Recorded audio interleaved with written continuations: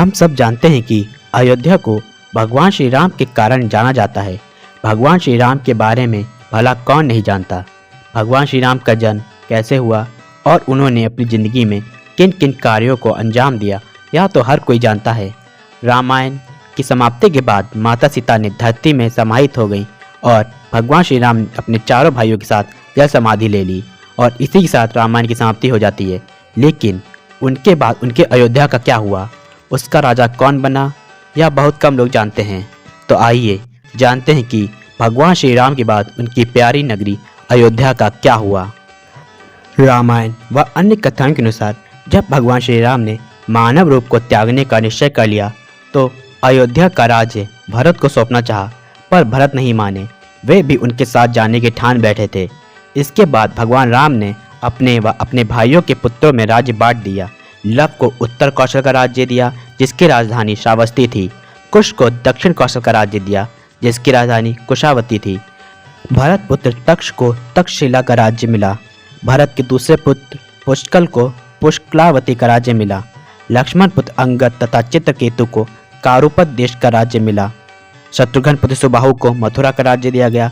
शत्रुघ्न के दूसरे पुत्र शुद्धसेन को विदिशा का राज्य मिला। इस प्रकार भगवान श्री राम ने अपने पुत्र व अपने भाइयों के पुत्रों में बराबर राज्य बांट दिया। भगवान श्री राम ने अयोध्या का राजा अपने सबसे प्रिय भक्त हनुमान जी को बनाया और कलयुग के अंत तक उन्हें ही वहां का राजा रहने का आशीर्वाद दिया। भगवान श्री राम के जल समाधि लेने के पश्चात अयोध्या नगरी उजड़ सी गई। अयोध्या की वह आभा भी चली गई जिसके लिए वह विख्यात थी। अयोध्या नगरी उजड़ गई पर उनकी जन्मभूमि पर बना राजमहल वैसा का वैसा ही रहा। भगवान श्री राम के पुत्र कुश ने एक बार फिर अयोध्या का पुनर्निर्माण करवाया। इस निर्माण के बाद सूर्यवंश की 24 पीढ़ियों तक अयोध्या का अस्तित्व जस का तस बना रहा और इस पीढ़ी के महाराजा बृहद्रथ तक अपने चरम पर रहा। जैसे जैसे समय आगे बढ़ता गया जन्मभूमि पर बना राजमहल का जीर्णोद्धार होता गया। धीरे धीरे राजमहल मंदिर में स्थापित हो गया। लेकिन इतिहास ने एक बार फिर करवट ली।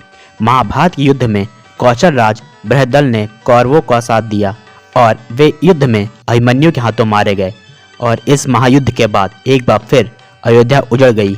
मगर भगवान श्री राम की जन्मभूमि पर बने मंदिर की पवित्रता जस की तस रही। पर समय के साथ साथ वह सब कुछ वीरान हो गया, जिसके बाद अयोध्या का उल्लेख 3000 साल तक कहीं नहीं मिलता। इसके बाद अयोध्या का उल्लेख जो मिलता है वह उज्जैन के परमार वंशी राजा चक्रवर्ती सम्राट विक्रमादित्य के शासन में मिलता है। जब सम्राट विक्रमादित्य ने 3000 वर्ष बाद गुम हुई अयोध्या नगरी को पुनः खोज निकाला, वह भगवान श्री राम की जन्मभूमि पर पुनः भव्य राम मंदिर का निर्माण करवाया। इतिहासकारों की पड़ताल से हमें यह पता चलता है कि विक्रमादित्य ने यहाँ भगवान श्री राम की जन्मभूमि पर भव्य राम मंदिर का निर्माण किया था और साथ ही संपूर्ण अयोध्या नगरी में कुएं, सरोवर तथा अन्य महल भी बनवाए। वीरान पड़ी नगरी को उन्होंने एक बार फिर बसा दिया था। इतिहासकारों का मानना है कि सम्राट विक्रमादित्य ने भगवान श्री राम की जन्मभूमि पर काले रंग के कसौटी पत्थर वाले 84 स्तंभों पर एक विशाल मंदिर बनाया था। इसकी चर्चा संपूर्ण विश्व में होने लगी थी। सम्राट विक्रमादित्य के बाद अन्य राजाओं ने भी इस मंदिर की देखरेख की और आवश्यकता अनुसार समय समय पर उसका जीर्णोद्धार करवाया। इनमें पुष्यमित्र शुंग तथा चंद्रगुप्त द्वितीय मुख्य थे। चंद्रगुप्त द्वितीय के समय अयोध्या गुप्त साम्राज्य की राजधानी बनी रही। 1527 ईस्वी में मुगल बादशाह बाबर ने मंदिर गिराकर बाबरी मस्जिद का निर्माण करवा दिया। इस दौरान यहाँ कई भीषण लड़ाइयाँ लड़ी गईं।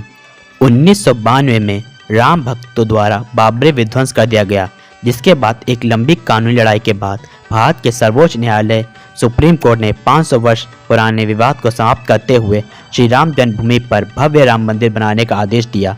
5 अगस्त 2020 को प्रधानमंत्री नरेंद्र मोदी द्वारा शिला पूजन के साथ मंदिर का निर्माण पुनः शुरू हो गया। 2024 को राम मंदिर में भक्त एक बार फिर से भगवान राम के दर्शन करना शुरू कर देंगे। तो ये थी भगवान श्री राम के बाद अयोध्या की पूरी कहानी। जय श्री राम।